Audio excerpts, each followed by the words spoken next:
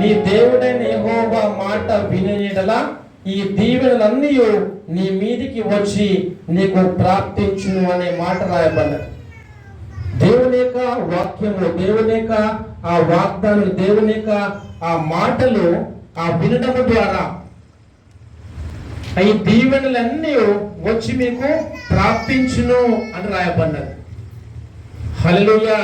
అంటే దేవుని యొక్క వాక్యాన్ని మనం విన్నప్పుడు, ఆయన యొక్క మాటలకు మనం విధేయత చూపెట్టినప్పుడు, ఆయన ఆజ్ఞలను, ఆయన కట్టడలను మనం అనుసరించి నడుచుకోవడం ద్వారా దేవుడు మనకు అనేక ఆ దీవెనలు, ఆశీర్వాదాలను ఆ బైబిల్ గ్రంథంలో రాసి పెట్టాడు.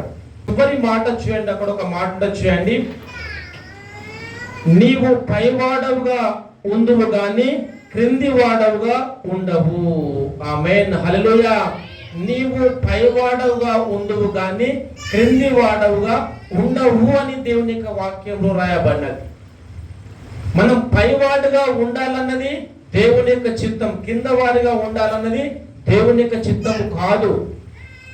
మనము దేవుని యొక్క మాటలు విని, దేవుని యొక్క ఆజ్ఞలను, కట్టడలను అనుసరించి నడుచుకోవడం ద్వారా దేవుడు తన ప్రజలైనటువంటి మనల్ని పైవాడుగా ఉంచడం కొరకే ఆయన ఇష్టపడి కోరిక కలిగి ఉంటా ఉన్నాడు. దేవుని యొక్క ఆలోచన, దేవుని యొక్క ఆ విధానం ఏ విధంగా ఉంటుందంటే, దేవుడు నా ప్రియ కుమారుడు, నా ప్రియ కుమార్తె నా మాటలు విని నా ఆజ్ఞలు పాటించినట్లయితే నేను పైవాడిగా నేను ఉంచాలన్న నా చిత్తం. నేను వాడిని కింది వారిగా ఉంచాలన్నది నా చిత్తం కాదు. నేను గొప్పవారిగా, ఆశీర్వదించబడిన వారిగా చేయాలన్నదే నా యొక్క చిత్తము అని దేవుడు తన వాక్యం ద్వారా మనతో మాట్లాడుతూ ఉన్నాడు. దేవుని యొక్క ఆ చిత్తము, దేవుని యొక్క ఇష్టము మన ఎడల ఏ విధంగా ఉన్నదో మనము తెలుసుకోవాలంటే దేవుని యొక్క వాక్యాన్ని వినాలి. నేను ఉన్నతమైన స్థితిలో ఉన్నాను కాబట్టి నా కుమారులు, నా కుమార్తెలు ఒక ఉన్నతమైన స్థితిలో ఉండాలి.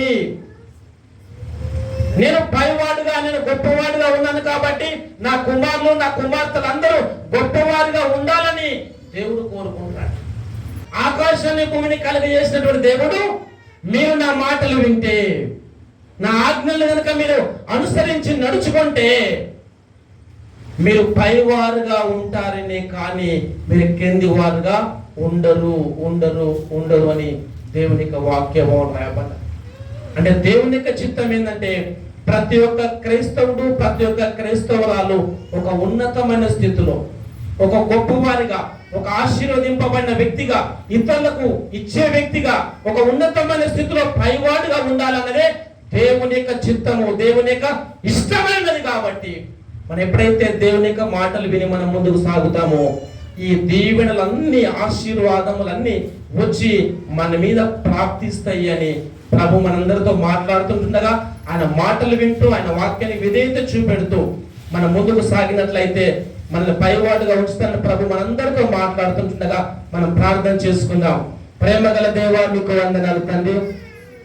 దేవా, మీరు నా మాటలన్నీ ప్రభా మీరు శ్రద్ధగా విని గైకొంటే తండ్రి ప్రభా, దేవా మీరు పైవాడుగా ఉంచుతాను కానీ కింది వాడుగా ఉంచవు అని మీరు మాతో మాట్లాడిన ప్రతి మాటను బట్టి మేము స్తుతిస్తున్నాం.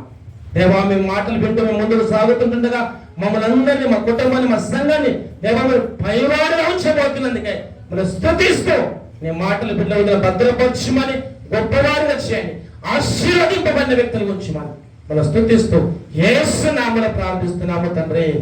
ఆమేన్, ఆమేన్, ఆమేన్.